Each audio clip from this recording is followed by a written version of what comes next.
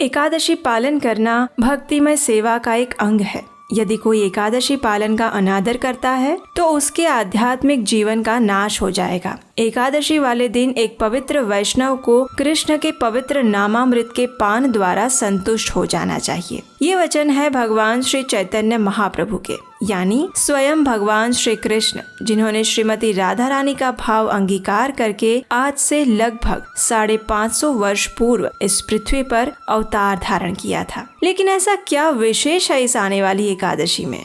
चलिए देखते हैं।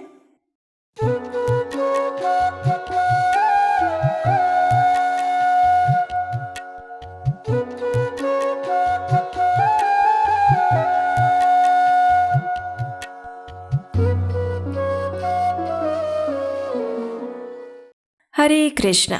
वायु पुराण में कहा गया है, एकादशी व्रतम यस्तु भक्तिमान कुरुते नरः सर्व पाप विनिर्मुक्तः स विष्णुर्याति मंदिरम।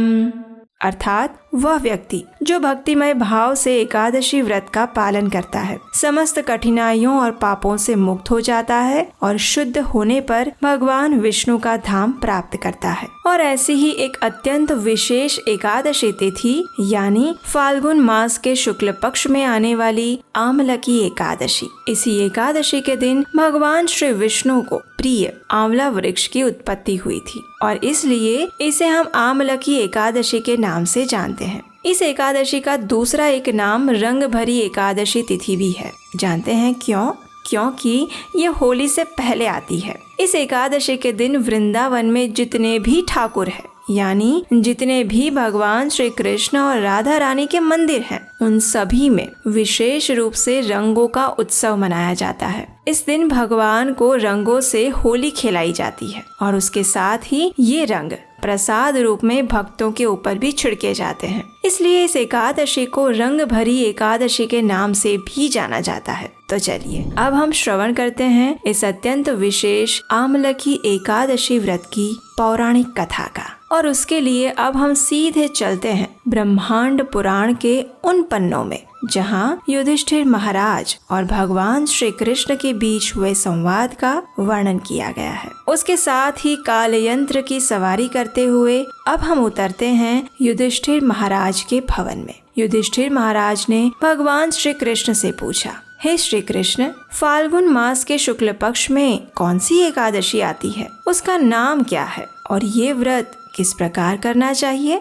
युधिष्ठिर महाराज के प्रश्न को सुनकर भगवान श्री कृष्ण ने मंद मनमोहक स्मित के साथ उत्तर दिया, हे धर्मनंदन, प्राचीन समय की बात है जब राजा मांधाता ने भी वशिष्ठ ऋषि से यही प्रश्न पूछा था। फाल्गुन मास के शुक्ल पक्ष में आने वाली एकादशी को आमलकी एकादशी कहते हैं और इस व्रत का पालन करने वाले व्यक्ति को आध्यात्मिक जगत की प्राप्ति होती है। इस प्रकार कथा के अंदर दूसरी कथा के ताने बाने को गूंथते हुए अब हम चलेंगे वशिष्ठ मुनि और राजा मांधाता के बीच हो रहे संवाद की पृष्ठभूमि में। तो कहीं खोइएगा मत, ध्यान से सुनिए। वशिष्ठ ऋषि ने कहा, हे महाभाग, इस सृष्टि के प्रारंभ काल में भगवान श्री विष्णु के थूक से चंद्र समान बिंदु प्रकट हुआ। वह बिंदु जब पृथ्वी पर गिरा तो उसमें से एक वृक्ष उत्पन्न हुआ जिसे आमलकी नाम से जाना जाता है। इस वृक्ष को देखकर देवी देवता गंधर्व यक्ष इत्यादि आश्चर्यचकित हो गए। उसी समय एक आकाशवाणी हुई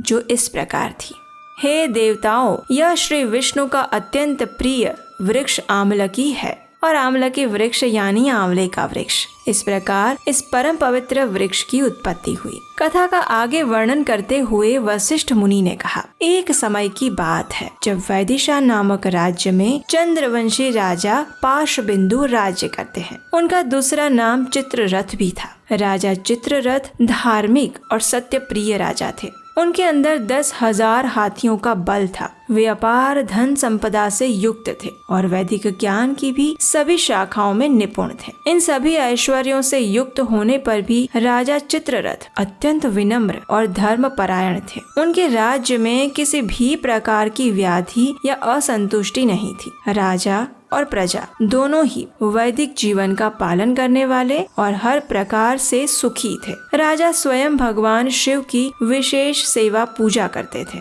और मास की दोनों एकादशी का निष्ठा पूर्वक पालन करते थे। एक दिन फाल्गुन मास के शुक्ल पक्ष में आमलकी एकादशी का परम पवित्र दिन आया। एकादशी के एक दिन पूर्व राजा ने समग्र राज्य में आमलकी एकादशी व्रत के महत्व को बताते हुए घोषणा की कि सभी नागरिक निष्ठा पूर्वक नियम अनुसार इस पवित्र एकादशी का पालन करेंगे। अब दूसरे दिन प्रातः स्नान करके राजा अपनी प्रजा के साथ भगवान श्री विष्णु के मंदिर में गए। वहां उन्होंने आमलकी या आंवले के वृक्ष का पूजन किया। राजा द्वारा इस वृक्ष को जल, उत्तम छत्र, स्वर्ण, हीरे, मोती, सुगंधित धूप, अगरबत्ती अर्पित किए गए और प्रार्थना की गई। उस दिन संपूर्ण रात्रि के दौरान राजा ने अपनी प्रजा के साथ उसी स्थान पर रहकर आमलकी वृक्ष की पूजा आराधना की और भगवान श्री हरि की लीलाओं का श्रवण तथा कीर्तन किया। उस समय पशुओं की हत्या करके अपने परिवार का पालन पोषण करने वाला एक अत्यंत क्रूर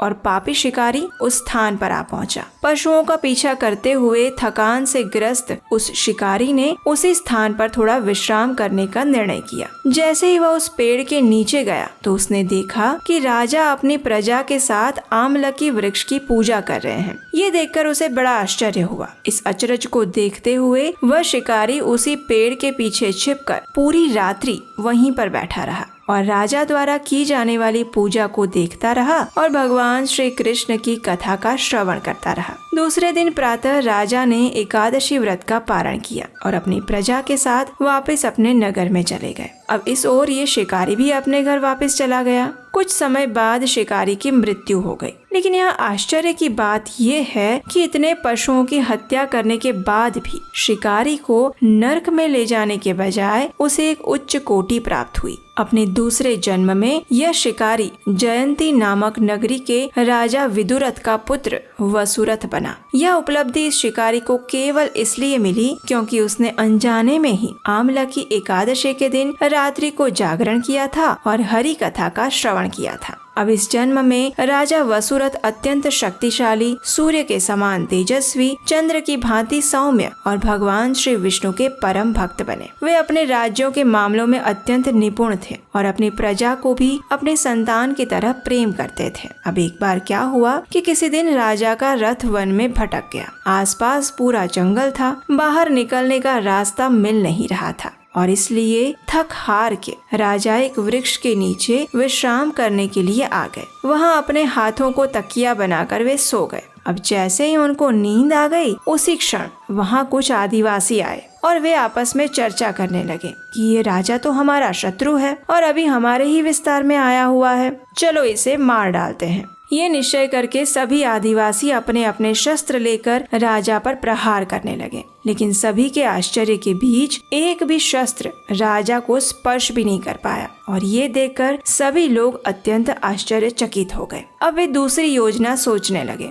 और उसी क्षण उस राजा के शरीर से एक दैदीप्यमान स्त्री प्रकट हुई। वह स्त्री अत्यंत सुंदर थी, लेकिन क्रोधित होने के कारण उसके नेत्र लाल हो गए थे और वह साक्षात मृत्यु के समान दिख रही थी। उसने अपने कांतिमान चक्र से सभी आदिवासियों को नाश कर दिया और उसी क्षण राजा वसुरथ अपनी निद्रा से उठ गए। जब उन्होंने अपने शत्रुओं को इस प्रकार वहां मृत अवस्था में देखा तो उन्हें अत्यंत आश्चर्य हुआ और उन्होंने पूछा कि आखिर किसने उनकी इस प्रकार सहायता की। तो उस समय एक आकाशवाणी हुई जिसने ये कहा, निसंदेह तुम्हारी रक्षा उन्होंने की है जो उन सब की रक्षा करते हैं जो निष्काम भाव से उनकी शरण ग्रहण करते हैं। आकाशवाणी के ये शब्द सुनकर राजा समझ गए कि परम कृपालु भगवान श्री केशव की कृपा उन पर हुई है और वे भगवान के प्रेम में आप्लावित हो उठे। वे वापस अपने नगर में गए और अनेक वर्षों तक सुख पूर्वक राज्य किया और भगवान श्री हरि की भक्ति की। इस प्रकार कथा का समापन करते हुए वशिष्ठ मुनि ने कहा,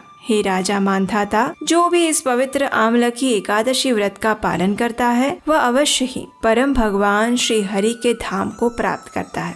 तो ऐसी अत्यंत महत्वपूर्ण एकादशी व्रत का प्रत्येक व्यक्ति को पालन करना चाहिए। इस दिन अधिक से अधिक समय हरे कृष्ण महामंत्र का जप करने में व्यतीत करना चाहिए, यानी हरे कृष्ण कृष्ण कृष्ण हरे हरे राम राम राम हरे हरे। इस महामंत्र की कम से कम 4, 8, 16 या 25 माला का जप करना चाहिए। इस दिन प्रमाणभूत वक्ता से अधिक भगवान श्री हरि की कथा का श्रवण करना चाहिए, भगवत गीता या फिर श्रीमद् भागवतम पढ़ना चाहिए। और इस दिन विशेषकर किसी भी प्रकार के व्यर्थ कार्यों और बातों में समय गंवाना नहीं चाहिए, विशेषकर TV, mobile, serials, social media, इन सब में। ना तो किसी से लड़ाई झगड़ा करना चाहिए और ना ही किसी की निंदा करनी चाहिए, ना तो जरूरत से ज्यादा सोना चाहिए और ना ही किसी भी प्रकार का इंद्रिय भोग करना चाहिए। अपने मन को भगवान श्री कृष्ण के सुंदर स्वरूप पर सदैव केंद्रित करके रखना चाहिए और अपनी जीवा से सदैव उनका नाम जप करना चाहिए।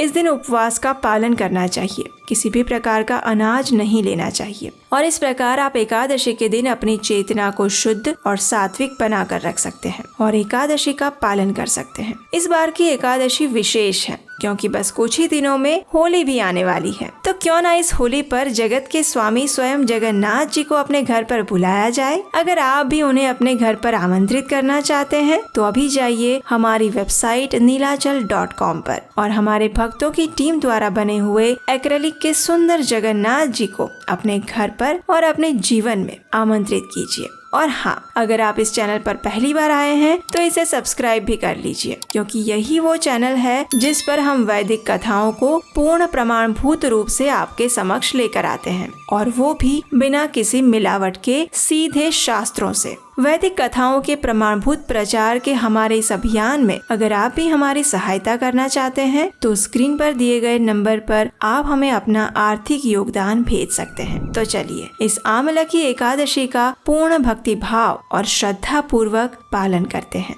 और परम भगवान श्री कृष्ण के चरण कमलों में यही प्रार्थना करते हैं कि वे हमें उनकी शुद्ध प्रेमा भक्ति प्रदान करें और हम उनके शुद्ध भक्तों का संग और सेवा सदैव प्राप्त करते रहें।